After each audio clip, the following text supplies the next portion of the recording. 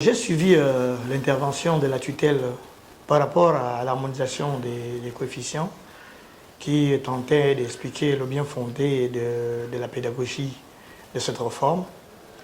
Mais je pense que l'explication n'est pas assez plausible parce que le développement des compétences dont il fait état n'est pas un fait nouveau dans l'éducation. L'enseignement, c'est d'abord le socle même de l'éducation, c'est le développement des compétences.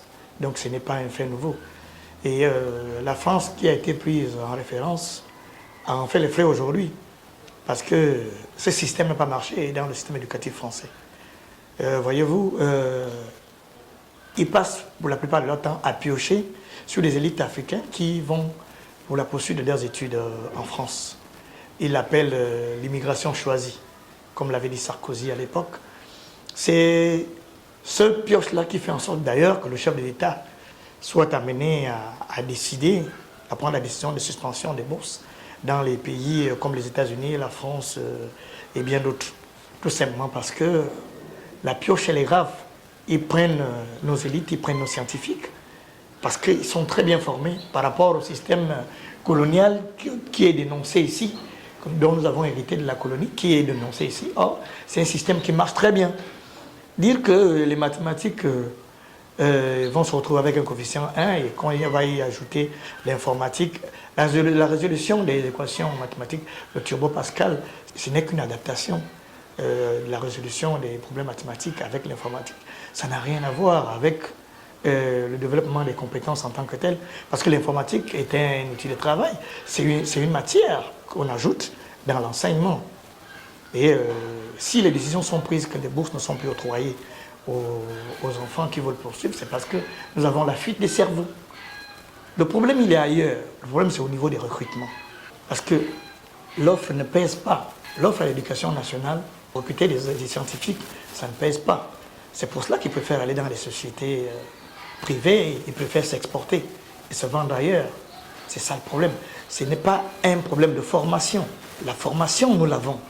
Les scientifiques, on a des vrais scientifiques. On a des jeunes qui sortent avec des cerveaux bien fonctionnels.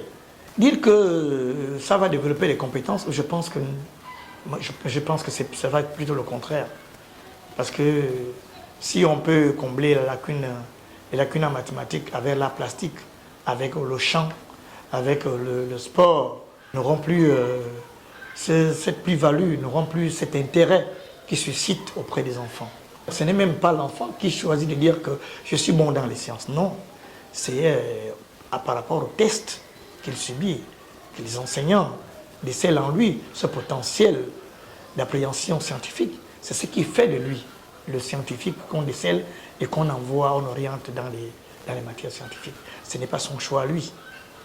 Donc voilà un peu ce que je dirais. Et puis bon, j'ai fait le tour des établissements pratiquement. Il n'y a pas de salle. Il n'y a pas. Nous avons des dizaines de classes de 6e et 5e. Il n'y a pas de salle informatique qui a été construite pour dire que non, on va faire une adaptation. On fait de la charrue avant les bœufs. C'est ce qu'on est en train de faire. On essaie de trouver une explication qui ne tient pas.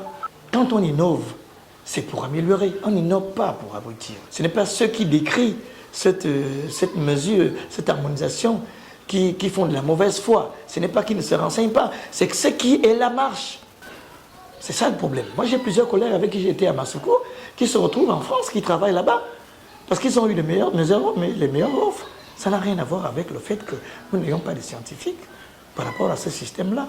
Ça n'a rien à voir. C'est le recrutement qui a un problème. Il faut proposer mieux à ces scientifiques pour qu'ils ne partent plus ailleurs.